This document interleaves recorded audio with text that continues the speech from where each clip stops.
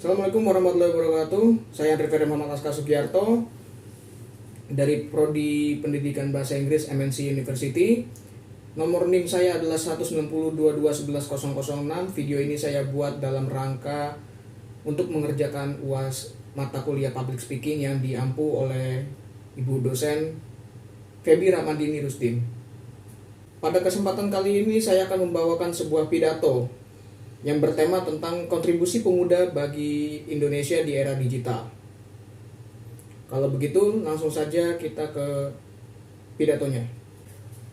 Good morning, ladies and gentlemen. The Honorable Miss Febi Ramadini Rusdin and all of the audience who has come to this particular event. First of all, let's us praise the presence of our Lord who has given His grace and guidance to us.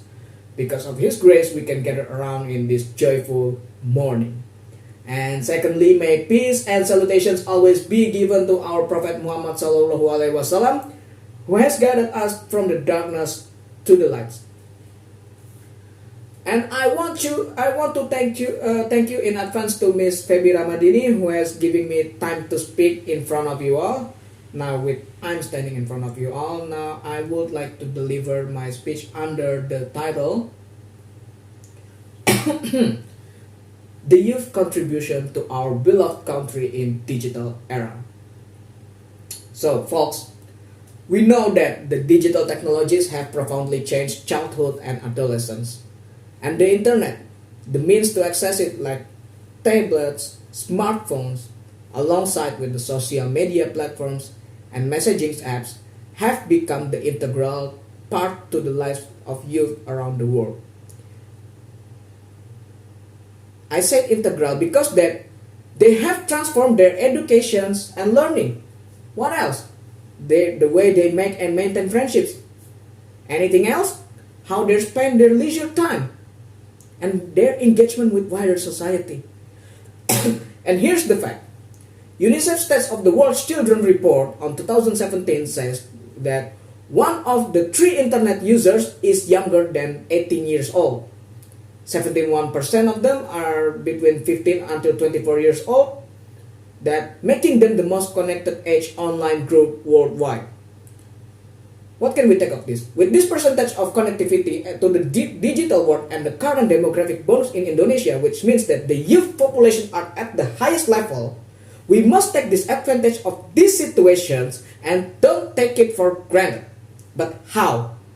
By supporting our youth. Okay.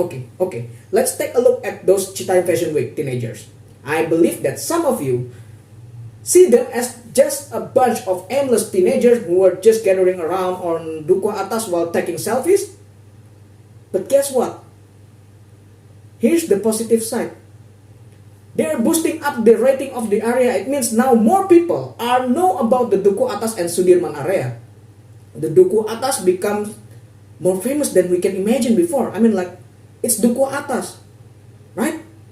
Now I want you to imagine, what if we put some of those youth and ask them to do just exactly like that, but in our tourist destinations. Ask them to take selfies, make a post, mark the location, use the eye-catching captions on their post to persuade even more people to visit our tourist destinations, or even make a TikTok video about it. Voila! We get ourselves a marketing strategies for our tourism sector.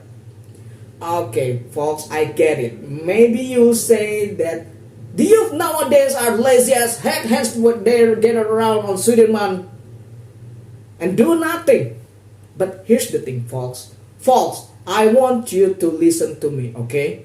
We have so many Bachelor of Civil Engineering, Bachelor of Education, Bachelor of Law, Bachelor of, well, you name it. And yet many of them are still the unemployment status. And what do you think of that? A waste? If you think so, you are dead wrong. We had so many things wrong, folks. We don't trust the youth, just because how we see them playing with their gadgets, and then whether it is a social media or games, or even just being a YouTube or Instagram celebrities. We're thinking that what they do isn't going to give any contribution to our nations. Folks, We are too old-fashioned, and we don't even remember that this youth are our future. And I started to believe that maybe instead of we're asking them to meet our standards demand, why don't we nurture them to be the one who qualified the standards? I believe that there's a quote from a wise man said, no matter what you do, that those youth will be grow to be an adult. You may wish for a Superman or Spider-Man, but you will just get an, ordinary adult like us. Maybe you think that the future adult can be contribute to so much to our country based on the current situations, but actually it can, folks, if we are willing to guide them, nurture them, and to believe in them. This is not the newspaper eras anymore, folks. This is not the telegram eras anymore, folks. We're going digital right now. I mean, you can see from our surroundings now. There are, e-commerce, and then what else? E-payment. Everything is going digital. So that's why I think that we need to believe in this youth to give us the bright future on their way, on their own way. I think that's all from me. And if there's any of my words that makes you uncomfortable, I'm sincerely apologize from deep in my heart. Billahi taufiq wal hidayah. Assalamualaikum warahmatullahi wabarakatuh.